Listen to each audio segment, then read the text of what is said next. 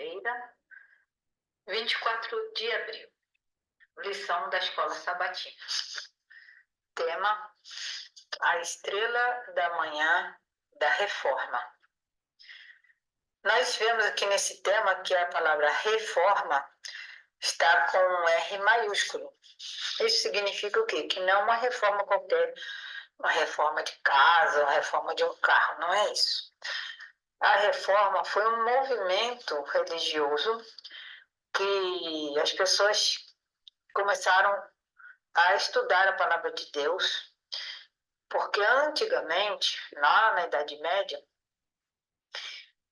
só a Igreja de Roma que ensinava a Bíblia do jeito que eles queriam, de acordo com as suas próprias vontades e entendimento. Os reformadores, a palavra reformadores, foi assim, um grupo de pessoas que começaram a ver na Bíblia a verdade como Deus ensinou, não como Roma ensinava.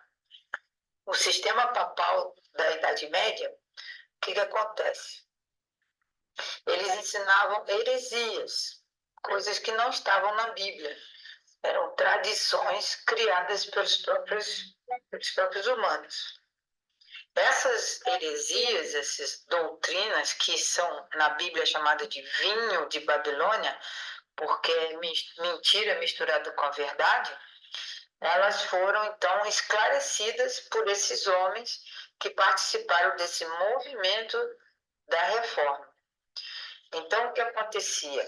As pessoas começaram a aprender a palavra de Deus, como ela é, como Jesus ensinou, começaram a deixar aquelas tradições, aquelas crendices, coisas absurdas, né, que é chamada de heresia, ou vinho de Babilônia, e então começaram realmente a seguir a Jesus Cristo. Então a palavra reforma, com esse R maiúsculo, então foi um movimento que passou para o mundo inteiro, onde a Bíblia foi restaurada, o estudo da Bíblia, os ensinamentos de Cristo que estão na Bíblia.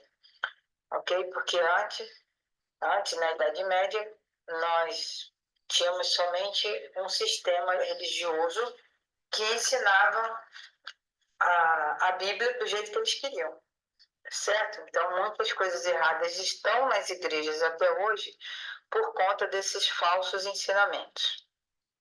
Então, a estrela da manhã da reforma quer dizer que a estrela da manhã quer dizer a estrela principal que aparece no céu. Aqui, nesse caso, nós vamos ver quem foi, né, o principal, quem deu esse início à reforma, que foi resgatar o estudo da Bíblia e as doutrinas baseadas na Bíblia e não nas tradições humanas. Então, nós vamos ver que Davi e Jeremias tiveram uma relação forte com a palavra de Deus e eles guardavam a palavra de Deus. E tem uma pergunta aqui, a número 5. Nós vamos ver que atitudes Davi e Jeremias em relação à palavra de Deus foram a pedra angular da reforma. Então, a reforma na Idade Média começou com uma pessoa. Agora, já no tempo do rei Davi, do profeta Jeremias, eles também colocaram um fundamento que era para que as pessoas obedecessem apenas a Deus. Então, nós vamos ler Salmo de 19, de 7 a 11.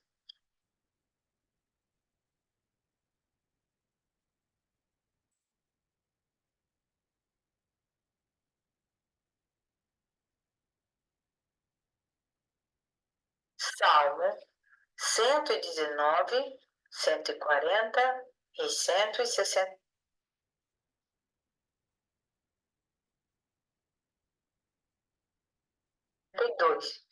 E também vamos ler Jeremias 15 e 16, para que a gente veja quais são as verdades que esses filhos de Deus, né, ensinaram cada qual na sua época. Então, Então, Salmos 119, de 7 a 11. Nós lemos lá: louvar-te-ei com retidão de coração, quando tiver aprendido as tuas retas ordenanças. Observarei, quer dizer, obedecerei os teus estatutos. Não me desampares totalmente. Como purificará o jovem o seu caminho? Observando de acordo com a tua palavra, com a palavra de Deus. De todo o meu coração tenho te buscado. Não me deixes desviar dos teus mandamentos. Escondi a tua palavra no meu coração, para não pecar contra ti. Salmos 119, verso 140. A tua palavra é fiel a toda prova, por isso o teu servo a ama. Verso 162. Regozijo-me com a tua palavra, como quem acha grande despojo.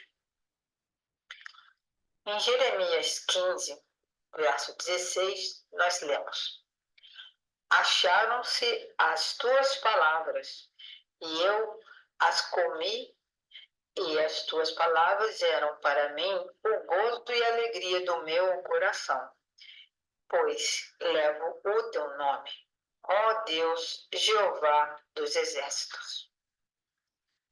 Então, por esses versos, nós vemos que Davi e Jeremias e os outros, né, que foram profetas e reis que foram fiéis a Deus, eles se alegravam na palavra de Deus e amavam a lei de Deus e cumpriam, né, as leis de Deus. E esse é o nosso exemplo que nós temos que ter hoje em dia.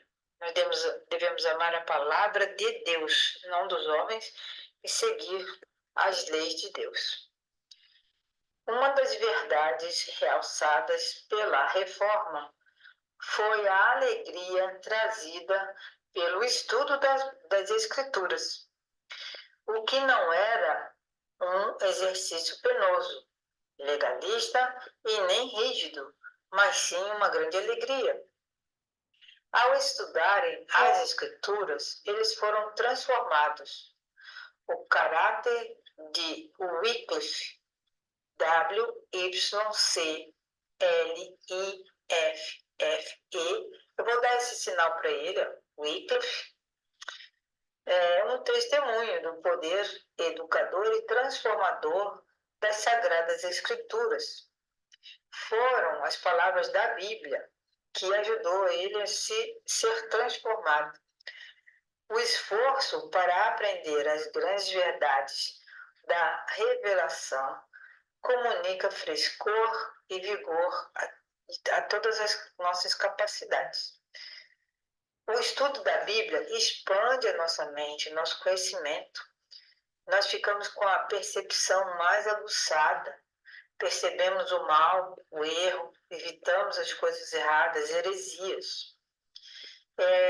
O estudo da palavra de Deus também nos amadurece para a gente entender os propósitos de Deus.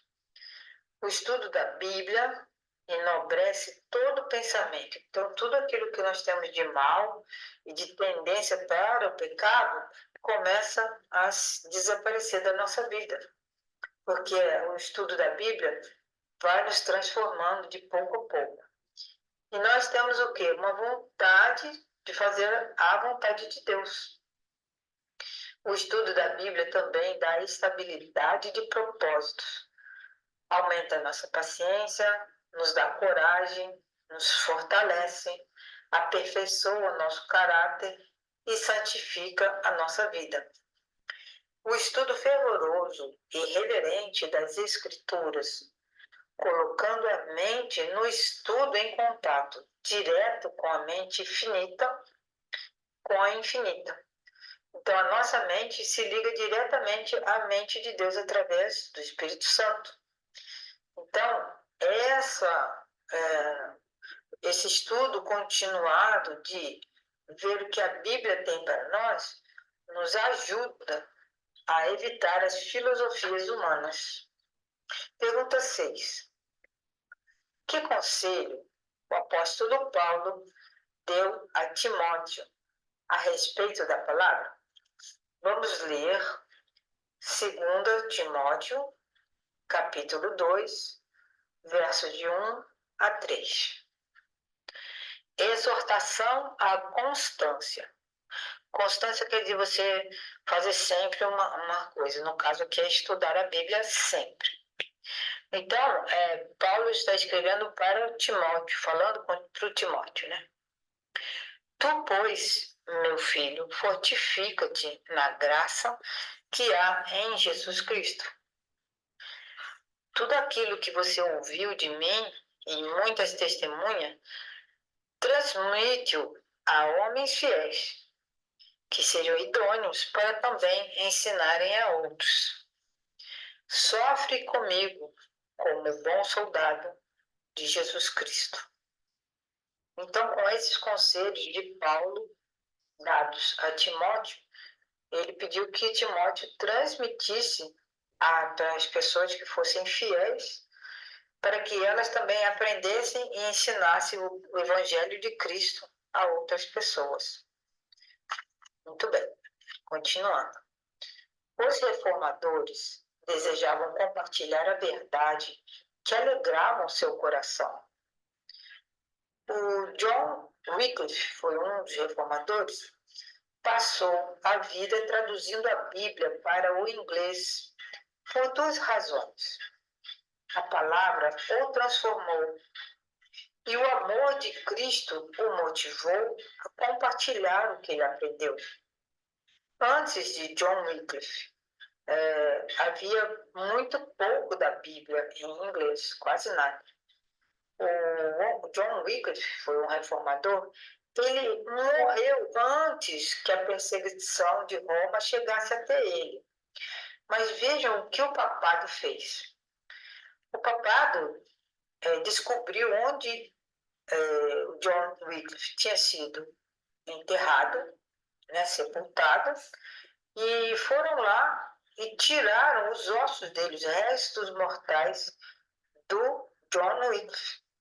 Eles pegaram aqueles ossos, queimaram e jogaram as cinzas, né, que sobraram num rio, o rio chamado Swift, S-W-I-F-T, Rio Swift. Mas o que aconteceu? Esse ato do papado se transformou num símbolo, porque eles pensaram assim como as cinzas de John Wycliffe foram jogadas e espalhadas pela água, a Bíblia é comparado à água da vida, que se espalhou por toda a parte como resultado de sua obra. Dessa forma, Deus usou John Wycliffe até depois de morto. E ele, então, é considerado a estrela da manhã da reforma, ou seja, o primeiro homem a começar a fazer a reforma. Então, eu oro a Deus para que você e eu, todos nós, filhos de Deus, possamos voltar a estudar a Bíblia como a Bíblia merece a nossa atenção, porque é através dela, do estudo constante da Bíblia, que nós vamos ser transformados à imagem de Cristo. Deus abençoe os seus estudos. Um abraço.